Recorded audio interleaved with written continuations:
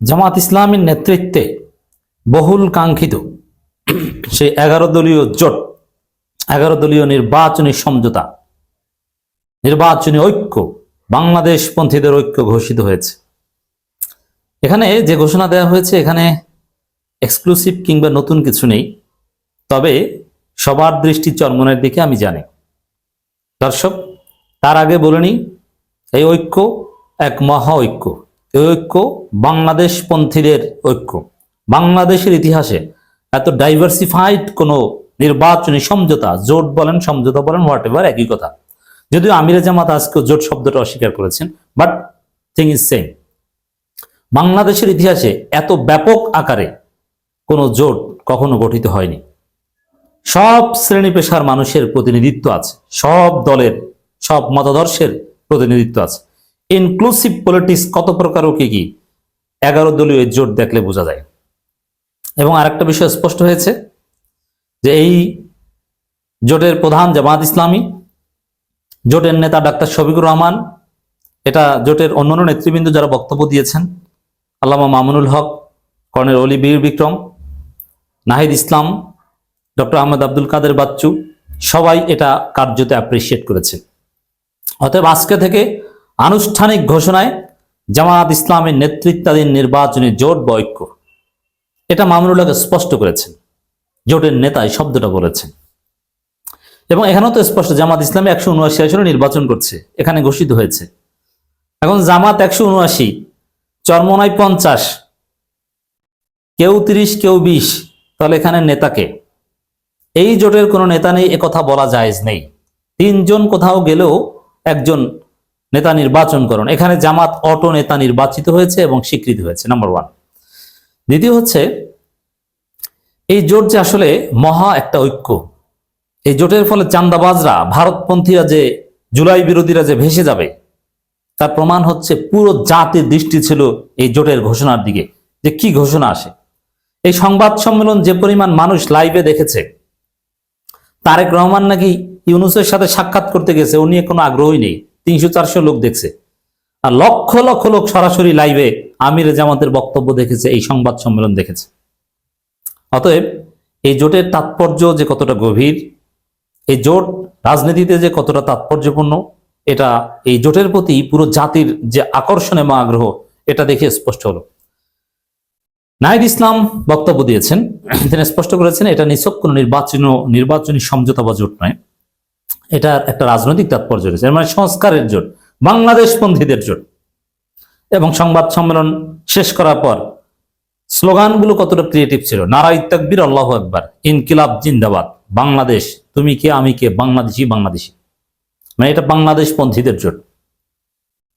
এখানে ভাগ বাটোয়ারা যা হয়েছে, জামাত 179, এনসিপি 30, খেলাফত মামুনুল হকরা 20, কেউ 10 কেউ 3, চরমনাই 50। ওভারঅল যতটুকু অনিশ্চয়তা আছে আগামীকাল কেটে যাবে। এটা ঠিক হয়েছে কিনা, বিএনপির কোর্টে বল ছেড়ে দেওয়া হয়েছে কিনা, নানান প্রশ্ন করা যায়, যে এতগুলো সিট চরমনাইকে কেন দেওয়া হলো, এনসিপি কে কেন এতগুলো দেওয়া হলো, খেলাফত মজলিস পায় হিসাবে একটা, তাদেরকে কেন 20টা। দেখেন, এটা নতুন বাংলাদেশ, এখানে অভিজ্ঞতার চাইতে নতুনত্বের গুরুত্ব বেশি। মানুষ নতুন কিছু চায়। অতীতে যারা এমপি ছিল তার 5%ও পরবর্তী সংসদে দেখবেন না, আপনি 90 থেকে 95% নতুন এমপি দেখবেন। অতএব নতুন বাংলাদেশে নতুন কিছু হবে। মামুনুল হকের প্রার্থী বলেন আর এনসিপি প্রার্থী বলেন যে এদেরকে তো মানুষ চেনে না, পরিচিতি নেই। আরে পরিচিতি করানো হবে, চেনানো হবে, নতুন কিছু করা হবে, অসম্ভবকে সম্ভব করা হবে, মানুষ এটা গ্রহণ করবে।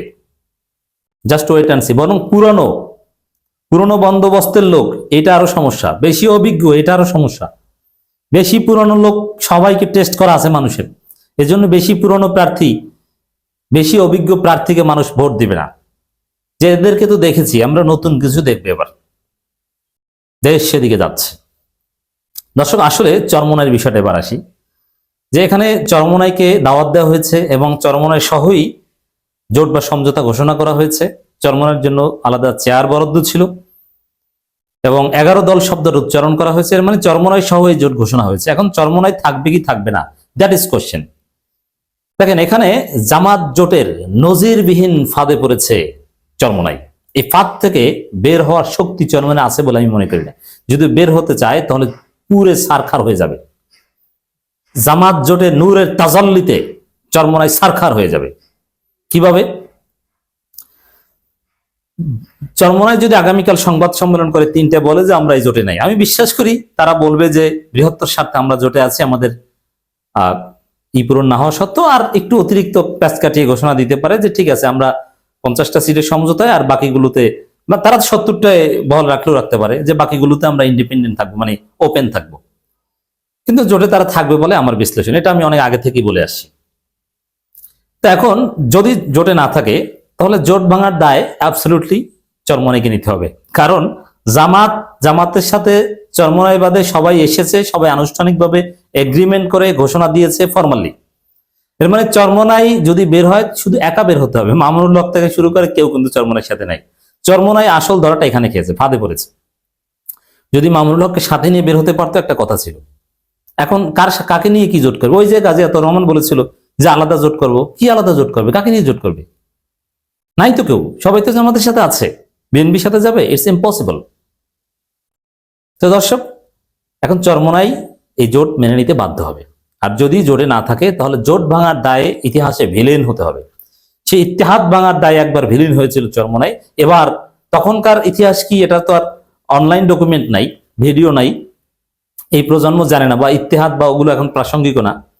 আর এখন চরমোনাই কি করেছে, কি কে জোট ভেঙেছে, এটা সবকিছুর ভিডিও প্রমাণ আছে। এটা কিয়ামত পর্যন্ত এটা অস্বীকার করা যাবে না। যেমন এই জোটে চরমোনাইয়ের জন্য চেয়ার খালি ছিল, একদম নাম লেখা চেয়ার খালি ছিল, এবং জোটের শিরোনামে চরমোনাই সহ 11 দল বলা হয়েছে, এবং তাদের জন্য 50টা রাখা হয়েছে। সব ঠিক আছে। তো এখানে তো গোল জামাত অলরেডি দিয়ে দিয়েছে। এখন যদি চরমোনাই না থাকে তাহলে কি দাঁড়াবে? যে সবাই আছে, চরমোনাই নেই। চরমোনাইকে দেওয়া সত্ত্বেও, জামাত সর্বোচ্চ উদারতা দেখানো সত্ত্বেও, যেখানে বাস্তবিক পক্ষে তারা পায় ভোটের রেশিওতে জরিপ অনুযায়ী 14টা, সেখানে তাদেরকে 50টা দেওয়া হয়েছে, তারপরও তারা থাকেনি। যদি এরকম হয় তাহলে মানুষ তাদেরকে থুতু দেবে, তারা সমাজে মুখ দেখানোর মতো সুযোগ পাবে না, লজ্জায় রাস্তায় বের হতে পারবে না, ইসলামপন্থীদের থেকে একদম বিচ্ছিন্ন হয়ে যাবে। অতএব জামাতের সাথে 10 দল থাকা, চরমোনাইয়ের জন্য 50টা আসন বরাদ্দ রাখা, সংবাদ সম্মেলনের চেয়ার খালি রাখা, চরমোনাই আসবে এই জন্য প্রায় আধা ঘন্টারও বেশি সময় অপেক্ষা করা, সবগুলোর মধ্য দিয়ে জামাত জোটের নজিরবিহীন ফাঁদে আটকা পড়েছে চরমোনাই। তাদের আর কিচ্ছু করার নেই। আমি বিশ্বাস করি তারা আগামীকাল একটু ঘুরিয়ে পেঁচিয়ে নিজের কিছু মান সম্মান রক্ষা করে এই জোটের প্রতি একাত্মতা ঘোষণা করবে। নাটকীয়তার অবসান হয়তো বা ঘটবে। তবে আমি আশাবাদী যে জোট টিকবে। তাদের অভিমানও রক্ষা করলো, জোটও টিকলো, সবগুলোই রক্ষা পাবে। এবং জোট টিকলে আমরা চরমোনাইয়ের যতটুকু সমালোচনা করছি বা তারা যতটুকু করছে, এগুলো সব ওভারকাম হয়ে এক মহা ঐক্য কায়েম হবে এবং জামাত চরমোনাইয়ের জোট ক্ষমতায় আসবে।